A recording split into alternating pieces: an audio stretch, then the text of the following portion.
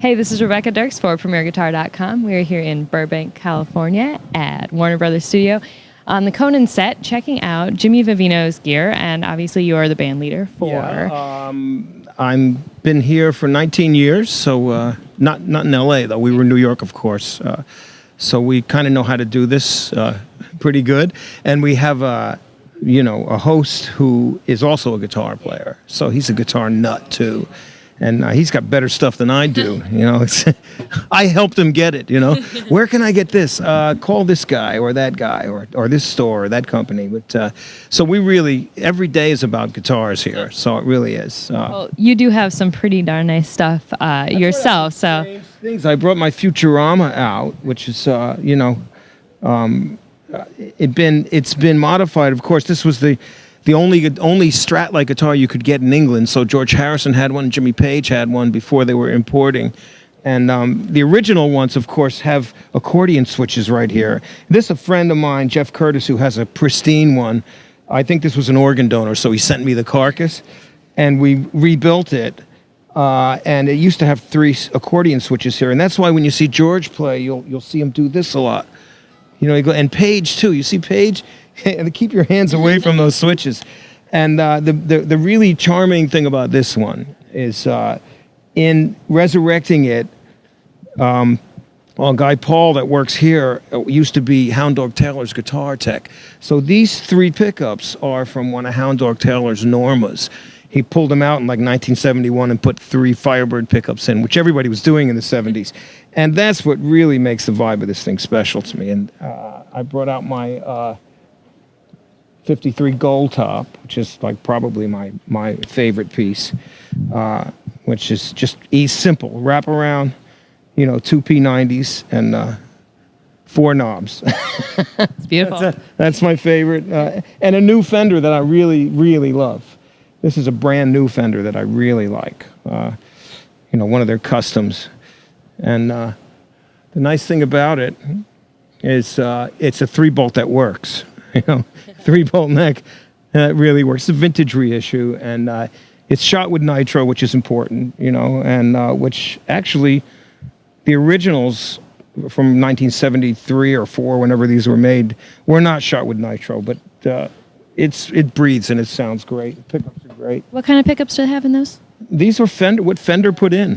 Is the wide range. These are just what came in it, just regular. Sometimes that works. Yeah. For the most part, though, Seymour Duncan will make me stuff. He's a good friend and probably the best, without a doubt. And then there's the Super 400. All right. Which is just bigger than you. It's actually taller than you. And, it's the Cadillac. It's a roomy guitar. Yeah. Nice guitar coming your size. Can get your arm over it. Scotty Moore used to say it was impossible to get his arm over it. So, he moved to an L5 after that. But, that's their, to me, the crown jewel of the Gibson company is that guitar right there. Of course, we can look at some other stuff in the back. Sure. So you're bringing out, you said, 4 guitars. 4 guitars a night, and I switch up because that's what I do to get different sounds, basically, is to change guitars. I know it seems like a backwards thing in this day and age where you can have one guitar and a pedal board, but the pedal board's got really basic things in it. A volume pedal.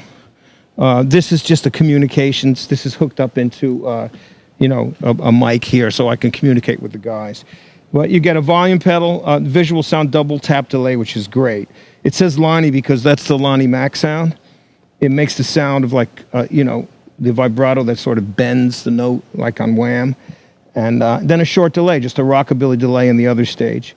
And this is basically, the double trouble is 2 tube screamers, sort of, Then a chorus, which you always need. The fuzz, this is 2 stages of distortion, but this is fuzz. So germanium fuzz is totally different, as we know. And then the super trem, which is the only full-tone piece I have, because it's just the best vibrato, I think, outside of a Fender amp vibrato. And a crybaby. I've gone through about 12 different kinds of wah-wahs, and Del Casher, who lives here, is the guy that invented the wah-wah. He brought it over here. It was really a Vox organ volume pedal, And he decided one day, he said to his friend, why can't we just put a tone control in there? So he brought that wah-wah over, and he gave me the Crybaby because he said that's the closest thing to the original Vox that he knew. So out of respect for Dell, I like to, use that. And it really is a great wah-wah. And that's it, pretty much. 2 amps, both on, both in, not switching, but just both on. A Vox AC-15. Brand new, Vietnamese made. Who would have known in 1968 that we'd be having Vietnamese amps? But this is a great amp, 15-watt amp. And then this is the EC. It's a 212, which you can knock down. I'm not running it full, which would be probably 40 watts. And I have it knocked down to 20 watts and 212s, or you can run it just like an old Deluxe at 112 and 20 watts. It's not enough for me, not enough headroom for me, but I just run it 212s at 20 watts and both, just split the signal and turn them both on. Masters up, and as clean a sound as I can get out of both of them. And just use the double treble. The first stage here is just to kick up the level if I need to on a single coil guitar. But I don't, with the Les Paul, I just, turn the volume up. I just played straight, which is the way I learned to play. One day Joe Walsh came over and went like this. I said, that's how you play guitar. I said, I thank you, Mr. Walsh. And then you work it from these knobs over here, and that's about it, So that's it. We're pretty simple here. I have a tuner, which I try to use, and I have the greatest tech here, Barry Duryea, who's sitting over here. Here, come over here. He's responsible for all of this gear. Yeah. And we call him Skills, and he's been in the business forever. And really, I don't think I forgot anything, did I? We pretty much have everything. It's pretty simple. As far as like your strings go, what are you using? 10 to 52 Diodario, which is 10 to 46, right? 11 to 52 on the... like this one, like for instance, anything really old, that we have a hybrid set of flat wounds on the bottoms, Any Beatle connected guitar has flat wounds on the bottom, and then, 3 regular strings on top. Because that's really, when you get that, it's just the note just like wants to be a great rhythm sound with a flat one. In fact, Jimmy Vaughn now is using this setup on all of his guitars. 3, flat wound strings on the bottom. So he's probably one of my favorite cats. So I try to take advice from him. And that's the regular 10 to 46 on these. The nice thing about Republics is they're nationals that you can buy in 2s for the price of 2 for the price of 1. So that's just the lace pickup.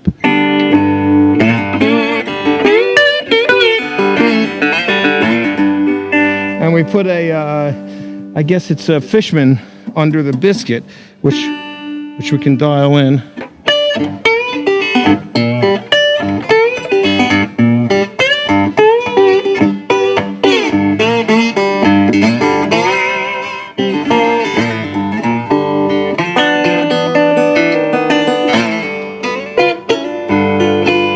In or out.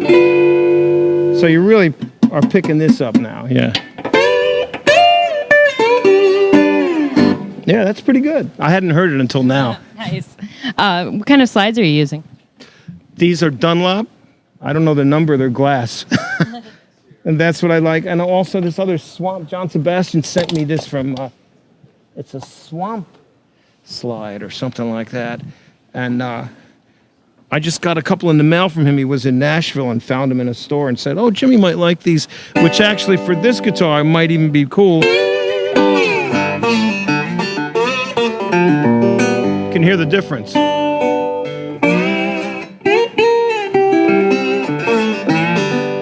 I like it. That's kind of like a Lowell George 11/16 weight, a ratchet, motorcycle ratchet. So that's cool. It depends on what what you're playing. You got to have both, or if you want to put out finger picks and thumb picks. it's all, it depends on what you're doing. So So pick wise, what are you using mostly? just heavies, these. They say Conan and Jimmy Vivino. DeAndre, are they our company? Yeah. We're getting new ones though soon, but that's what we're using. Just heavies. I like heavies, extra heavies, and Fender. Just Fender mediums. If you're playing it. I really don't like too light a pick. I either like no pick, first off, or is the best to play with no pick. But if you're playing, we play about just about any style of music, so you really can't limit yourself in what your tools are. Even though sometimes it gets awkward if you're not used to using a thumb pick or something to use it, but we get by. All right, so now we're over here talking to Mike Merritt, bass player for the Basic Cable Band. That's right. That's it. And what are you using here mostly? Okay, let's start out with the instrument here. This is a Sadowski bass. Roger just actually built this for me within the last couple of months, and it's a variation on a jazz bass. Now, I've been basically a jazz bass player. My first bass that I ever got when I was a kid was Fender Jazz Bass, which my dad gave me. He's a bass player. And so I've always had this thing for jazz bass type of instruments. This is Sadowski's version of a J bass, and we worked together to come up with this design. Basically, alder body, rosewood fingerboard. We have the matching headstock. These are his stock pickups that he puts in all of his basses. There are active electronics in here. It's inside here. The active electronics is based on the preamp that he made for Will Lee. And most of the time, I run this passively. And if I did a lot of thumb playing here, I'd probably open it up and do like an active thing, but I basically leave it passive. The thing about having a jazz bass type of instrument on this kind of gig is that it gives you some variations in tone, because I'm unable to, just by the nature of being a bass player, I'm not really in a position to be able to switch instruments while we're up here. So I only have one instrument that's here. Now, if we have an emergency or something like that, and I break a string, and we're in the commercial, I have our tech, Barry, will go grab me another instrument from the back, and we'll bring it out here. That is yet to happen. Thank God that's yet to happen. So I usually have this one instrument out here. I have hip shot here on the E string, so I drop down to a low D, so I need something to do that, and I just drop back up to get back to my E. And then I have a thumb rest, which I have here, and I have these on all my basses, because I'm really not comfortable with resting my thumb on the pickup. To me, it kind of hurts, and I don't get the kind of action and the wrist action that I'm not comfortable with. So when I have it here, I can play off the bridge pickup here. I can move my thumb up, play off the neck pickup, and sometimes if I want to get a real deep round sound, I'll just go right here at the bottom of the neck, and I'll pluck from here if we're doing something that requires that type of tone. So I have this variation here of just having the thumb rest here, where I can sort of work this area depending on the type of tone I want to get, on how precise, or I want a real precise, bright tone. I'll get here, something in the middle will be here, and my usual position is right around here. So that's basically how we came across this design. So it's basically a slight variation on jazz bass design. And if I want to, I can vary the pickups based on the kind of tone that I want to get. If I want to get a neck, just strictly neck, I'll dial that out. I'll dial this out, and I'll just dial in, the neck pickup. I'll dial that out. Dial in the bridge pickup. But normally, 90% of the time, I have both pickups running a full blast all the time. And what kind of strings are you using on? These are the Dario Brights, half rounds. They're 50 to 105. And I do have some other basses that I use occasionally on the show. I have a Epiphone Jack Cassidy bass, which I have. It's a semi-hollow body. I use flat wounds on that all the time, and the flat wounds with a pick. I mean, a few months ago we had Donovan as a musical guest, and I had the chance to play with him, and I used that bass, and it was just great because it was exactly the sound that song needed. It felt really good. That, and I have a Lakeland, which Dan Lakeland built for me a couple years ago. Also, a sort of a variation on the jazz bass concept with his proprietary pickups in there, but my same basic body design. I like the white body, white matching headstock. I like the way that looks, so it's very comfortable for me. Cool. And what are you plugging into then? Okay, what we have here, we have Aguilar gear. I've been working with Aguilar for ever since the old late night show in New York. So I've been working with them for about 15 years now. I actually have an Aguilar, another piece of gear, then the serial number is like 0012 or something like that. It gives you an idea how long I've been working with them. This is the 750 head. It's tube-driven amplifier, preamp, all built in together. It has a tremendous amount of power, 750 watts if you open all the way up, which I very rarely do here. We're in this little TV studio here. But I love the fact that it gives you warmth, great bass tone. This is a 115 Aguilar cabinet here, which, I mean, I know a lot of, there's been the 10s and the 12s and all that. And I used to have a 210 cabinet and all that, but the one something about a 115 that, when I was a kid, I had an Ampeg B15, and that sound of that 115, I always was attracted to that. So the combination of the power and the tone out of the head and the 115 is exactly what this room needs and what the bandstand needs, because there's enough juice in here where I can really, really open this sucker up and give a lot of bass.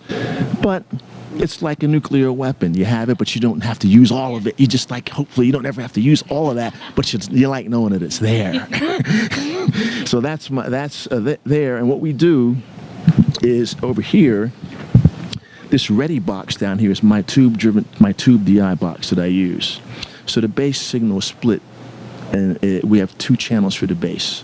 One of them comes out of the DI. It's pre-EQ.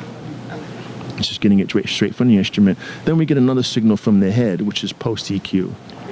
And, it's a safety mechanism in case one of the channels goes down. If the DI blows up, we have this. If this blows up, we have the DI. So we always have two channels for the bass as a safety, sort of redundancy built in.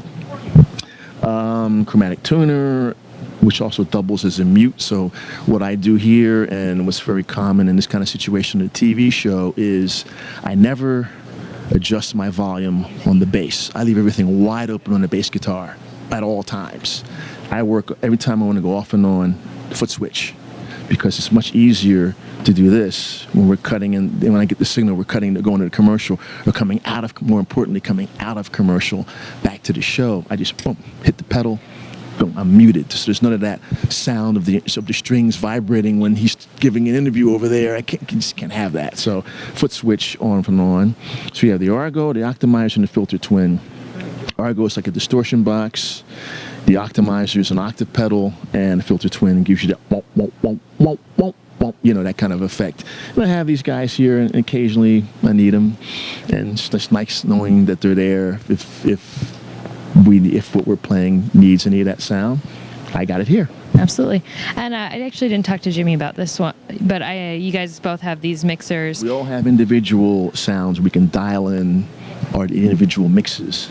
So for me, I usually wear the one ear in, one ear out. I can't wear two ears in because I have this ear in because I'm next to the drums, so I don't need a cymbal splashing in my ears. But in this one ear, I'm running mono. I'm usually getting the horn section and keyboards and all the vocals and a little bit of guitar in my head. And I usually hear the home base, meaning the interviews and whatever else is going on in the show, any other program that's going on in the show, that comes in here as well. And I can dial that in and out level-wise, and I can control each one of these other guys' sounds in my ear from here. And all of us have the ability to do that. So we all sort of customize our mix. And our monitor guy, we can save all these so that if it gets wiped out, we can restore them to where our normal sound, where we set them before. Yeah, I mean, that's, I'm sure, really important. You come in every single night. If it's a little bit different, it would be really... Oh, you notice it straight away. I turned off the horns yesterday because they were doing something. I didn't need to hear them. And I came back to play again. I said, where are the horns? Oh, no, we dial them back in. So I got them back up again.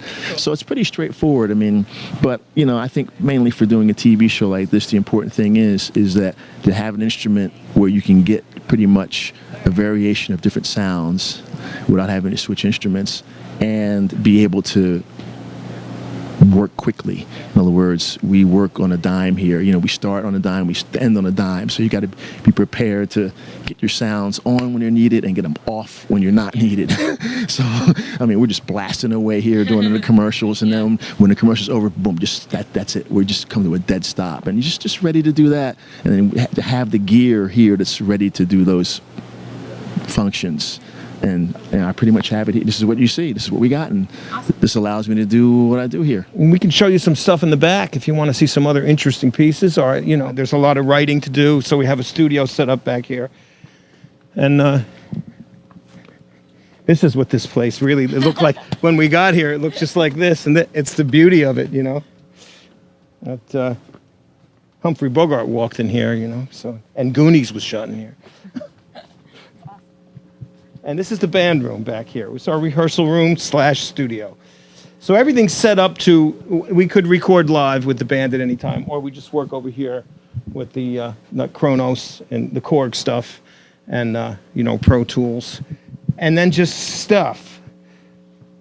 You know, it's a mess. It's beautiful. Princeton, which is the best amp, a Brown Princeton, there's nothing better.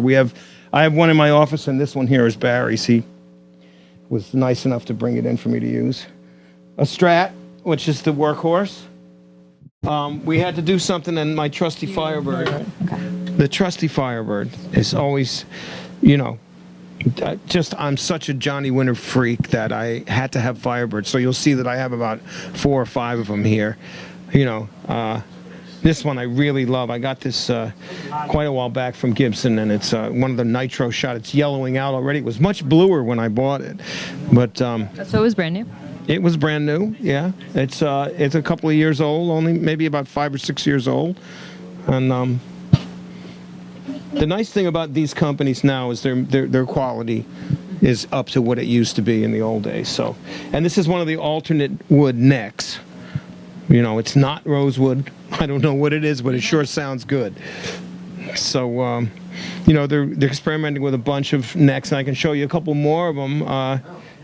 Our jazz bass that just this god-awful like house paint job on it, but it's signed by all kinds. It's Barry's. It's my techs, actually. That's Mike Watt, painted that orange. Yeah, Mike Watt. All right, well, great. Last I saw him was with the Stooges, I think. Yeah. And then just an Epiphone J200 that we plug in, and you know, for when we're making, you know, little demos and stuff over here, and stuff for the show. You know, we have to do stuff really quick. So we need an acoustic guitar, we plug it in, bang, we record it right off the pickup. And this is the studio here. And some real Fillmore posters. Cool. Well, We're about rock and roll in here mostly, you know. This is the Aguilar AG500 head, and more than adequate for rehearsal room, but it's a backup just in case my 750 on the floor blows up. We run back here, or Skills runs back here. He grabs this, throws it out there. I'm still in business. Has yet to happen. Hopefully, it never will. And it's a 210 cabinet here on the bottom. More than enough for occasionally we might record back here, so it's all, you know, DI'd out and everything for that purpose. But basically, that's the rehearsal rig. Main rehearsal bass. And my backup is this Lakeland passive 4-string, something that Dan put together for me a couple years ago. Has his proprietary pickups in there and my little extras with the thumb rest, and I always get the hip shot back here. It's a bolt-on. Same thing, Diodario half-round brights, about 50 down to 105. Very simple, very, very simple. This is a really good bass. This was the bass that I used on the tour with Conan a couple years ago. We did the Legally Prohibited tour. Yeah. This was the main axe I used on that tour. And another bass that I use occasionally would be this guy, which is the Jack Cassidy Epiphone. Very good bass. Flat wounds, Diodario flat wounds, 50 to 105, which is my basic string configuration. And that's about it for instruments I have here. I have bunches of other ones in, you know, my storage place, but for our purposes here, if I need something, if I need the Hofner, I'll go grab it. If I need something else, like I have an old EB2, I'll go grab that. But basically what I got here pretty much covers it. Cool. Well, thanks a lot. Some pieces are back. Yeah, some stuff is back here. We keep a lot of stuff here. This is this Ray here? Is this Conan's? Some are Conan's. Where's Ray? Ray Pullman was, you know, one of the #1 studio guys in LA, and this was his guitar, and it's on the Marquette's Out of Limits. This is the actually was Ray's guitar. A friend of mine was friends with the family, and when Ray passed away, they sold the stuff. And this is a 59, 60. You know, when they a lot like Mike Bloomfield's first guitar, first Telecaster, which Mike Bloomfield's my hero. So when I found out it was available, that was my one indulgence, was to get myself a rosewood neck Tele like that. And then I have a 52 in here somewhere. That's nice. I guess when it comes down to it, and you have one tool, it's probably a Telecaster. And this is the 52 Tele. That's pretty nice. It's a pretty good weight. I don't know if anybody's into weights. It's not like my rosewood Tele, which is in New York, which weighs 100 pounds. They made this one special for me. They asked me what I lent. James is really, really, really a great guy. And it was so Zemetis looking. I said, man, that is cool. And we put 2 TV Jones pickups in because I'm Gretched out. It's got to have a Bigsby. And I think it comes normally as a Les Paul, this, with like 2 humbuckers and just a stop tail piece. I said, please make me like a solid body, almost like a Travis, Gretsch. So it's like a Merle Travis, Gretsch, Les Paul, everything. With this beautiful, and it looks like it might be heavy, but it's really light, really a nice sounding guitar. And one of the first guitars, when I came to LA and I went over to, I guess I went to Center Staging, I think they used this as a demo guitar. So of course I left with it. I said, that's it. This is the coolest, another Trussart. And I call it the Tin Man. The Tinsmith forgot to give me a heart. Jack Haley, this guitar. And then, there's the famous Conan guitar, which you can... Have you ever seen this yet, kids? Danny Harrison loves this one. I think he even... it's his favorite. He comes over here, he asks, bring it out all the time. We don't know this guy that made this in New York, right? And it was broken and Barry fixed it, so we're very careful with it. Yeah, I know. It's wrong, isn't it? Somebody just made that and brought it to you guys? Yeah, somebody just, like people bring things, Brand new SG, just really great. I think that we loaded it up with a couple of Duncans, right? Mm-hmm. And changed the bridge. Yeah. The Tone Pros. Yeah, we put Tone Pros bridges on stuff, and tail pieces. The lightweight tail pieces. We put Duncans in it. We put new pots in it. We left the tuners. The tuners were original. Yeah. So where do you change out the pots for? Well, you put CTS. What are they? Just 250K CTS. Normally, whatever Duncan, if we give them one to work on, it just comes out that way. So, it's always better. And I didn't. Seymour told me that when he was a kid, he was doing that for Jimi Hendrix, and we always thought, Hendrix just played the stuff out of the box, but no. And this, now Keith Richards has a white one that he calls Dwight. It's the white one, all right. And my friend Buzzy Levine from Lark Street Music sold it to him, and our good friend Pierre was. We were at an event at the Apollo Theater together. We were doing a thing for Hubert Sumlin, and the guitar was there. So, Keith and Pierre let me play the guitar. And so right away I sent a broken neck 345. It was broken, like horribly, that Gibson had given me to do what I wanted with. So I sent it to Mike Lennon, who's in Arizona, who used to work at the custom shop. And he made it white for me. And then Seymour made me some engraved pickups. And you see they have the Conan logo, and I don't know if you can pick it up, and my name on it. And the automatic Bigsby goes on everything. It's just so now I have my own, it's the other Dwight. Because I'm so dumb, I'll plug into the wrong one. And, I can play guitar, and that's it. And then I went over to Fender and saw that on the wall, and what's more beautiful than an Esquire? I mean, what's more simple and beautiful? And this is strung Jimmy Vaughan style. Yeah. 3 flat wounds. Some Gatton saddles were added on. Duncan pickup. This is the, I guess, Seymour's Esquire that he put in the Jeff Beck Esquire. So that, and it's wired wacky that it just, this is like normal Esquire with tone and volume. And this is like a little, I don't know, 10 dB gain maybe. And then it's just pickup out with no volume, no just a pickup out to the amp. That's the best sound. And we saw Ray, a new, again, brand new. This is the best thing they've put out because it has the bridge already modded. This is just their regular, made in Mexico, I guess. Yeah. But that mod is already there, so that's great. That's something we all do anyway.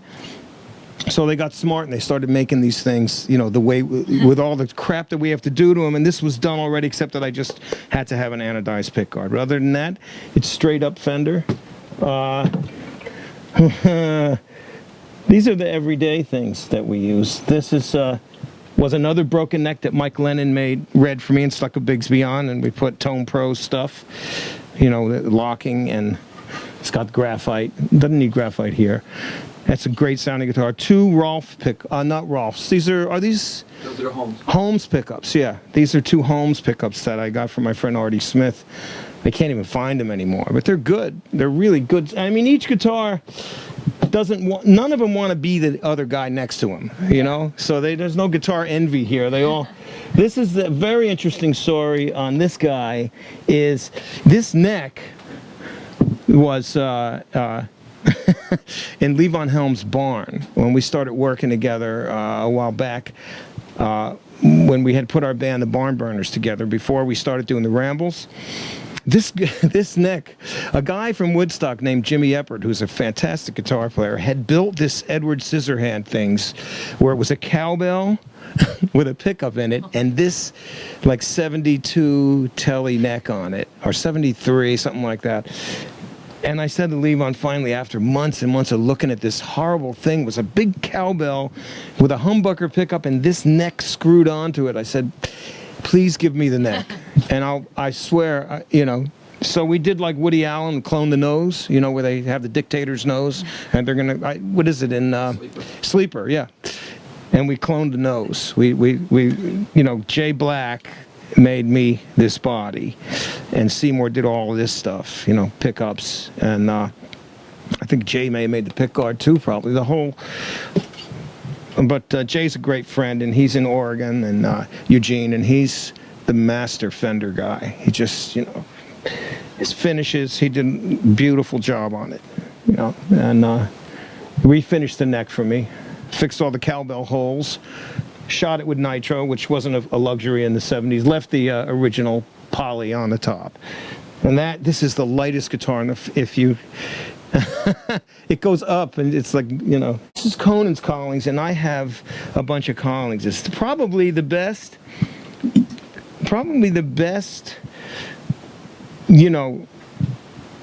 handmade guitars, I think, out of all the companies. These guys are all just made with care and love. They're not assembly line. They're a small company. I have a bunch of their acoustics, which I think are just great, and they started making electrics. This, of course, we did the same thing with. It's 2 TV Jones pickups, a Bigsby. It wasn't off the line this way. What we call white chocolate knobs, and flat wounds, 3 flat wounds on the bottom again because it's Gretschy, and it's and then we have the I-35. Is that my I-35? Yes. This is Conan's I-35, which he got after he saw mine, and I don't know if anybody's ever played these, but they just, man. Different flame. Yeah. Mine has a different flame than his. His is quilty. Way more orange. It's quilty also, and mine is a little different, But they're just really, they're out of the box great, man. I mean, look at the workmanship on this stuff, man. Although I'm a Gibson freak and a Fender freak. A guitar freak in general, really. Yeah, but I like weird stuff, Firebirds. You have to have a casino, So this was one of the custom shop casinos.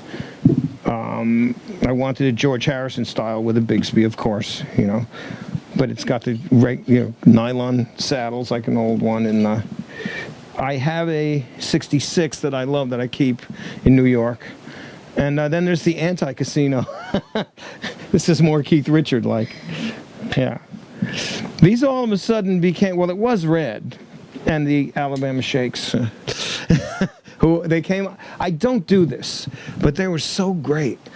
They were just the best band I've seen in like 20 years. I said, you guys got to sign this, because she was playing one of these. The same guitar. I said, well, that means that you have to sign mine because, Britt, please. Modification here. It would have been a wood saddle, and it would have sounded not good. That's why it's wood. But this, that's as dumb as you can get for a vibrato. If you look how it's made, it's just, look in there, it's just nothing. It's, it's a piece of metal that moves. Yeah. Bill Nash, who makes a good friend, that makes the beefy, Blackguard tellies amongst other things. But man, this one, look at the flame on that thing, man. Signed by Bill. He just, all his stuff, though, is real crispy sounding. A lot like my 52. Very, very similar. It's just, there's not a bad guitar made, there just isn't. I don't think we changed the bridge. We left it. We just put this, I had this old Bigsby that didn't fit on anything. It didn't fit on any Gretches. It was from a Guild.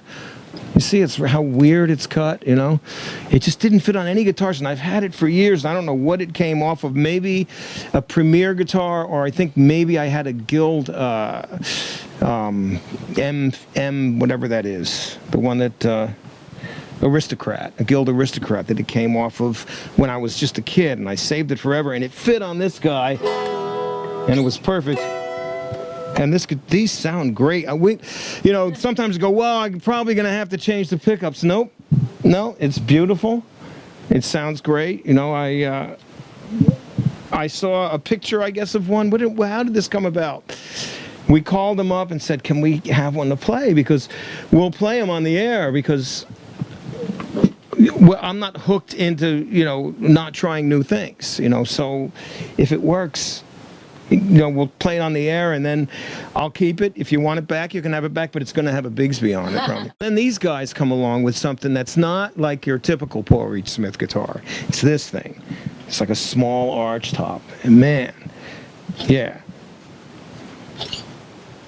Yeah. Now, Paul Jackson Jr. plays one. I was doing a gig here at Cafe Cordial, and we were both playing guitars, and he had one of these. So I went over and said, man, what is this? He goes, well, I have the only one at the time.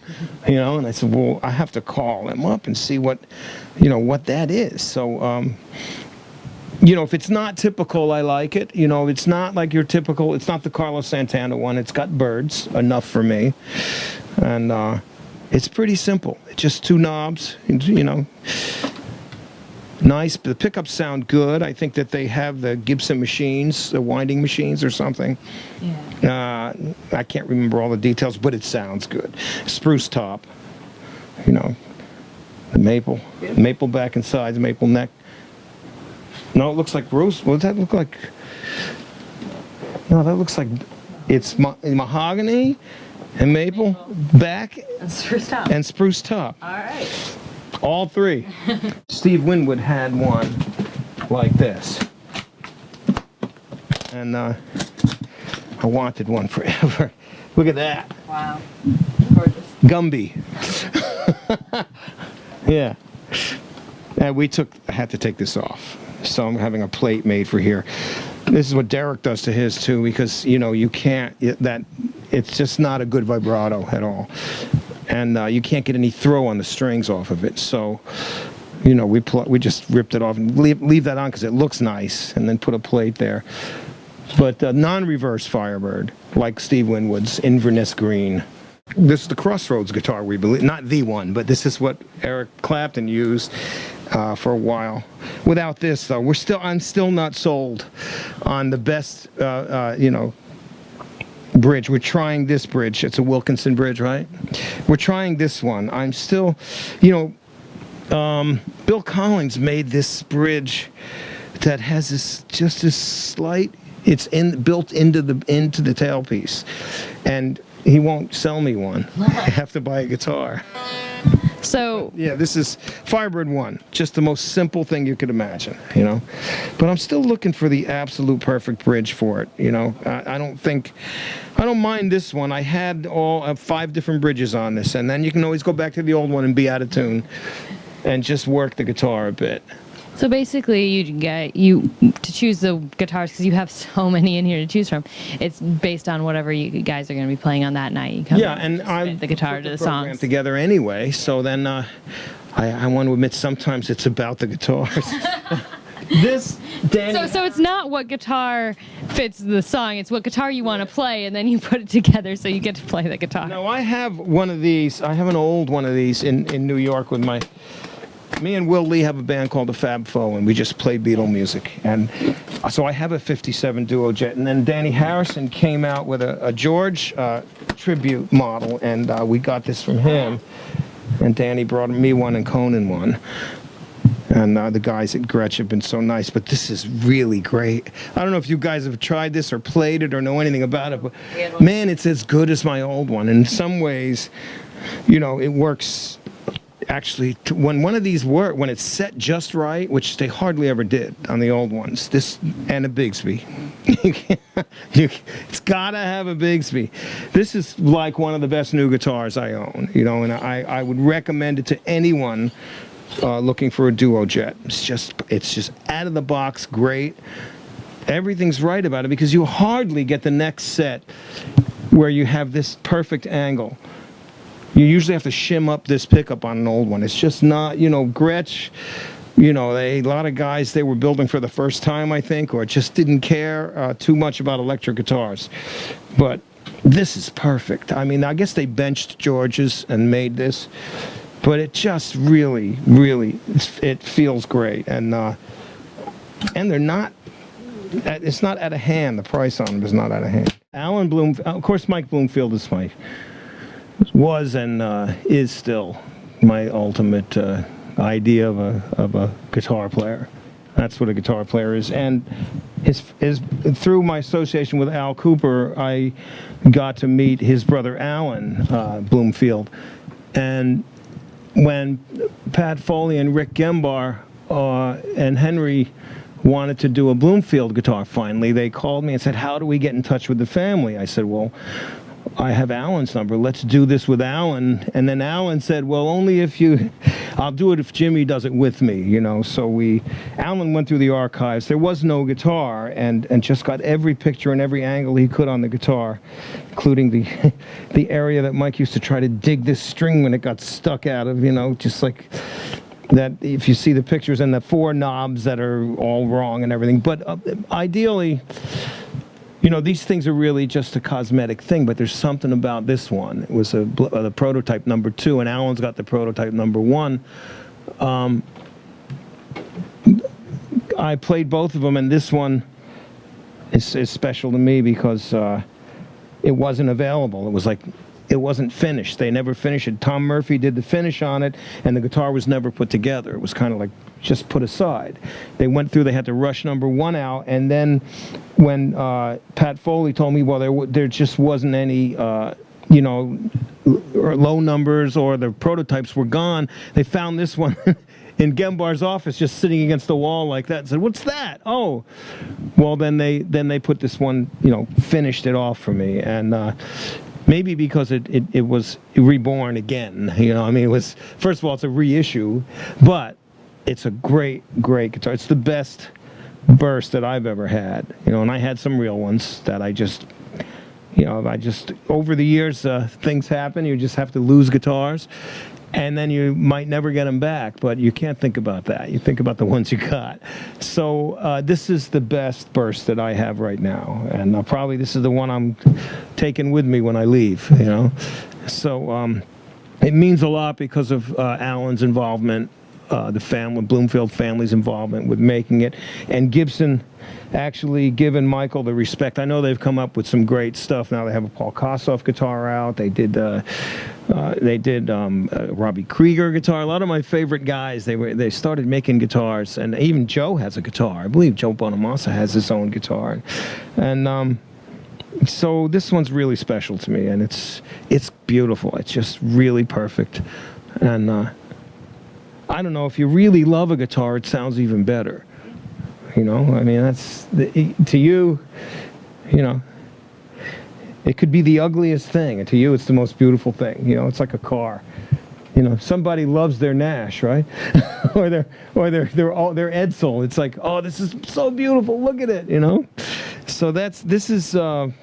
This is the number one for me. I don't. You know, I don't like to say that about guitars too much. I don't like to play favorites, but this is without a doubt the favorite. And I'm, you know, it's, I can't say much more about it. Just play it. This is Rebecca Dirks for PremierGuitar.com.